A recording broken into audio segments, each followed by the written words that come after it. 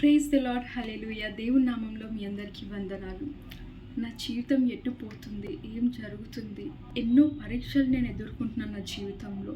ఇంకా లైఫ్ అంతా ఇవే పరీక్షలతో ఉండాలా, లైఫ్ అంతా ఇంకా ఇలానే విజయం గురించి ఎదురు చూడాలా. ఎందుకు నా జీవితం ఇలా అవుతుంది, నా కుటుంబం పరిస్థితి ఎందుకు ఇలా ఉంది, నా పిల్లలకి పరీక్షలు ఉన్నాయి, నా జీవితంలో ఎన్నో పరీక్షలు ఎదుర్కొంటున్నాను నేను. నా కెరీర్ బట్టి, నా ఇంట్లోని సమస్యల బట్టి, నా జీవితంలో ఎన్నో పరీక్షలు నేను ఎదుర్కొంటున్నాను. కానీ విజయం రావట్లేదే, ఎందుకు? ఇంకా జీవితం మొత్తం నేను విజయం గురించి ఎదురు చూడాలా?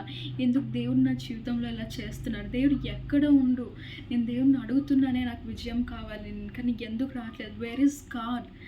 నేను ఇలాంటి పరిస్థితుల్లో ఉన్నప్పుడు దేవుడు ఎక్కడ ఉన్నాడు అన్న సిచ్యువేషన్లో ఉన్నారా అండి? అయితే దేవుడు ఈరోజు మీతో మాట్లాడబోతున్నాడు. ఏంటో చూద్దామా? 2 దినవృత్తాంతములు 20వ అధ్యాయం 17వ వచనం. 2 Chronicles chapter 20 verse 17. But you will not need to fight. Take your positions, then stand still and watch the Lord's victory. He is with you, O people of Judah and Jerusalem. Do not be afraid or discouraged. Go out against them tomorrow, for the Lord is with you.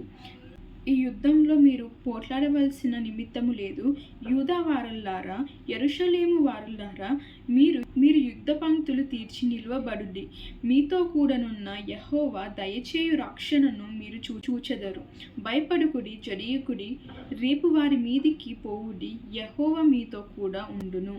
హల్లెలూయా. చూసారు కదండి దేవుని మాట్లాడిన మాట. ఈరోజు దేవుడు ఏమంటున్నాడంటే, do not fight. మీరు పోట్లాడవలసిన అవసరం లేదంట, మీరు ఫైట్ చేయాల్సిన అవసరం లేదంట. ఆయన ఫైట్ చేయబోతుందంట మీ గురించి. మనం యూజువల్లీ ఇదే చేస్తుంటాం కదండి. ఆయన అంటుంటాడు, మీరు ఫైట్ చేయాల్సిన అవసరం లేదు, మీరు కష్టపడాల్సిన అవసరం లేదు, నేను మీతోనున్నాను, మీ యుద్ధంలో నేను మిమ్మల్ని గెలిపిస్తాను, నేను ఇన్వాల్వ్ అయ్యి మీకు విజయాన్ని ఇస్తాను. కానీ మనం ఏం చేస్తుంటాము?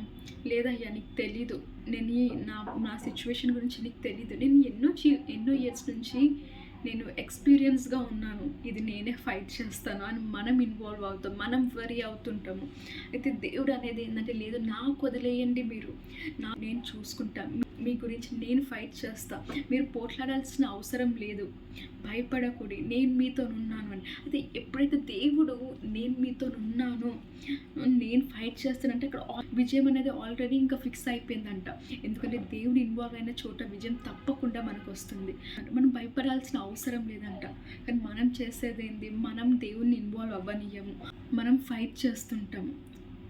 కానీ దేవుడి ఈరోజు మళ్ళీ జ్ఞాపకం చేస్తున్నాడు ఏంటంటే, మీరు ఫైట్ చేయాల్సిన అవసరం లేదు, నేను మీతో ఉన్నాను. అది ఎటువంటి కష్టమైనా సరే, మీరు వెళ్తున్న పరీక్ష ఎటువంటి కష్టమైనదైనా సరే, ఎంత పెద్దదైనా సరే, నేను మీతోనున్నాను, మీకు విజయాన్ని ఇవ్వబోతున్నాను, మీరు రేపు విజయాన్ని చూడబోతున్నారు.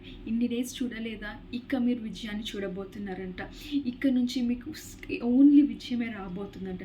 సో భయపడకండి, దిగులు పడకండి, ఆయన మీతో ఉన్నాడంట, మీకు విజయాన్ని ఇవ్వబోతున్నాడంట. Amen. God bless you all.